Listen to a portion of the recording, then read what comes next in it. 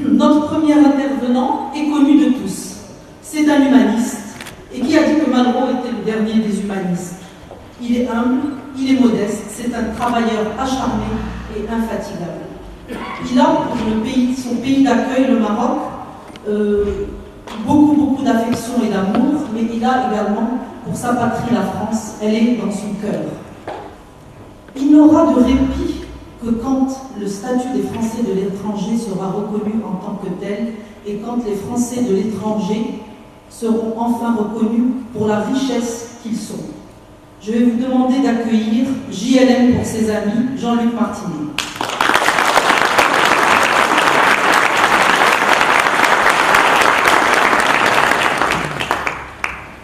Merci beaucoup, Khadija. Merci, Laurence. Messieurs les ministres, puisqu'ils viendront tout à l'heure, mesdames et messieurs les sénateurs, messieurs les députés, messieurs les conseillers à l'Assemblée des Français de l'étranger, mesdames et messieurs les représentants de l'UMP à travers le monde, chers compatriotes, mais surtout chers amis.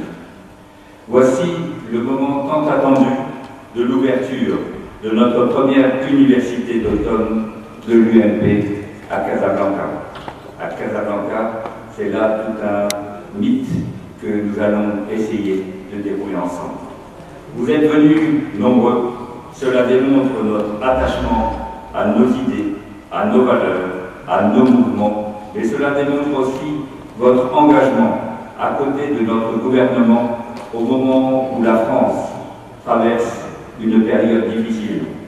Votre dynamisme est salvateur, car c'est bien dans les moments de crise qu'il faut réfléchir, il faut remettre à plat pour innover et repartir sur des bases correspondant au monde d'aujourd'hui.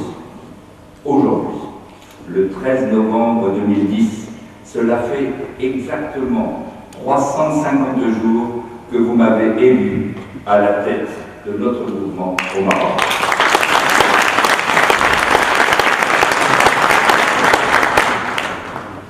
Il me manque encore 15 jours pour terminer la première année et nous avons réalisé le programme sur lequel nous nous étions engagés. Il n'a pas fallu perdre de temps parce que en 350 jours, nous avons créé le bureau exécutif. Nous avons mis en place 6 délégations régionales, Casablanca, Rabat, Tanger, Fès, Marrakech, Agadir, certaines de ces délégations avec des ramifications dans les villes de proximité, comme Kénitra et El Jadida ou encore Mohamedia. Nous avons aussi conçu et édité les brèves de chacune de ces régions, mais aussi des brèves nationales que vous recevez soit par courrier, soit par Internet. Nous avons mis en ligne notre site Internet www.umpmaroc.com. Nous avons créé une association de droit marocain pour donner un cadre légal à nos actions qui s'appelle l'Union méditerranéenne du progrès. C'est là tout le sens que nous voulons aussi donner à notre action. Nous avons réalisé dans les grandes villes la caravane de l'UMP pour que des spécialistes apportent des conseils de proximité dans le domaine fiscal, dans le domaine social ou encore concernant le statut personnel. Ces caravanes ont remporté un grand succès. Pour donner quelques idées, 120 personnes à Rabat, 70 personnes à Tanger, 130 personnes à Marrakech, 110 personnes à Casablanca, et j'en passe. Et nous avons aussi organisé, avec nos adhérents, de très nombreux dîners conviviaux, occasion de se retrouver ensemble dans un climat d'amitié, d'entraide, mais aussi de solidarité. Et nous avons créé 9 commissions spécialisées qui ont travaillé, et je le souligne, qui ont travaillé bénévolement et d'arrache-pied pour vous présenter ce jour leurs travaux et leurs propositions. Et puis, en dernier lieu, le point d'orgue, nous avons conçu et mis en place cette première université d'automne qui sera le lieu de restitution et d'échange de nos travaux. une petite chose quand même, lorsque vous m'avez élu, paraphrasant Churchill, j'ai dit « Je vous promets du sang et des larmes parce qu'il va falloir travailler ». Je crois que nous avons vraiment travaillé. Et puis, nous avions promis aussi de répondre à la demande de M. Xavier Bertrand en devenant une force de proposition. C'est ce que nous avons fait et parfois nos équipes ont proposé des conclusions qui sont peut-être surprenantes. En effet, il y a quelques mois, nous avions l'impression diffuse que les Français de l'étranger, excusez-moi de le dire, étaient mal connus, étaient peut-être mal perçus. Ce n'était à l'époque, il y a quelques mois, qu'une impression. Maintenant et depuis, malheureusement, c'est devenu une réalité. Par 2 fois, nous avons fait l'objet d'attaques, alors même que nous devrions être respectés et choyés. La première, c'est que des députés de l'opposition ont essayé de faire abandonner la gratuité des droits d'écolage pour les classes de lycée, gratuité que nous avions pu obtenir grâce à la détermination sans faille du président Nicolas Sarkozy. En deuxième lieu, M. Cahuzac, député socialiste, maire de Villeneuve, président de la commission des finances à l'Assemblée nationale, a essayé d'introduire une innovation, une idée nouvelle, un impôt qui viendrait taxer spécifiquement le revenu des Français de l'étranger. Par 2 fois, nous avons pu repousser ces attaques dont nous faisions l'objet grâce à la veille permanente de notre mouvement et à la détermination de notre gouvernement. Au-delà de ces 2 mesures iniques, inamicales, à y réfléchir de près, c'est parce que l'opposition ne veut pas reconnaître, elle ne veut pas reconnaître que l'article 1 de la Constitution édicte que la France assure à ses citoyens l'égalité devant la loi de tous les citoyens. Elle ne veut pas, cette opposition, reconnaître que la France est liée par des accords fiscaux bilatéraux qui nous conduisent, nous, résidents hors de France, à payer des impôts parfois lourds au pays de résidence. Elle ne veut pas reconnaître qui sont les Français de l'étranger, quels sont leurs apports à la nation, quel est leur rôle dans le commerce international de notre pays, quel rayonnement à l'étranger ils donnent à notre culture. C'est ainsi que nous avons choisi le thème de cette université pour contrebalancer cette méconnaissance. Français de l'étranger, nous sommes une richesse pour la nation.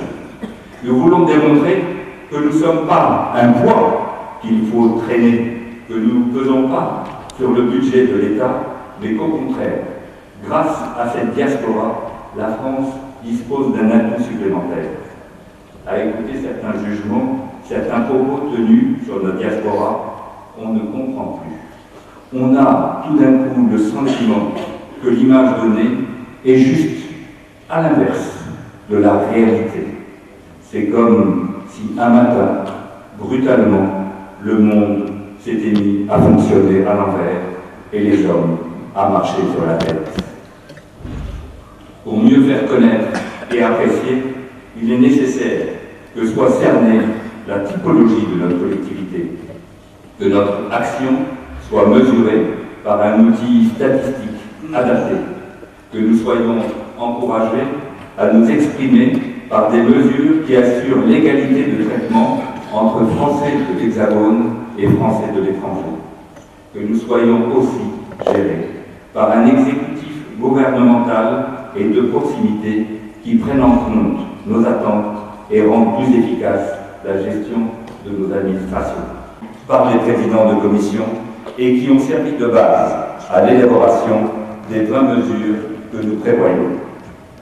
Je ne voudrais pas terminer cette ouverture de notre université sans avoir remercié celui qui viendra tout à l'heure, Monsieur le ministre Éric Besson, qui viendra passer quelques heures seulement au Maroc pour conclure cet événement et avec lequel vous pourrez dialoguer durant la collation de clôture. Je voudrais aussi remercier Madame Rachida Dati, qui en ce moment elle-même est dans l'avion, qui fait un aller-retour pour déjeuner avec vous et répondre à vos questions. Je voudrais, et ce, malgré les difficultés du moment. Mais aussi, je voudrais remercier ceux qui sont déjà là. Monsieur Thierry Mariani, député de Vaucluse, secrétaire national des Français de l'étranger, qui s'est engagé dès le début à nos côtés et n'a pas hésité à être le tout premier à dire oui à ce projet. Je voudrais remercier Madame la sénatrice Camerman, qui est venue malgré sa bronchite et elle a affronté donc tout cela avec courage. Je veux remercier Monsieur le sénateur Duvernois, qui hier déjà a animé notre table ronde et notre atelier sur l'enseignement. Et puis, je voudrais remercier Monsieur Yves Nicolin, qui est le député de la Loire et le président de l'Agence française pour l'adoption, qui est venu hier présider un très bel atelier qui traitait de la kafala et de l'adoption.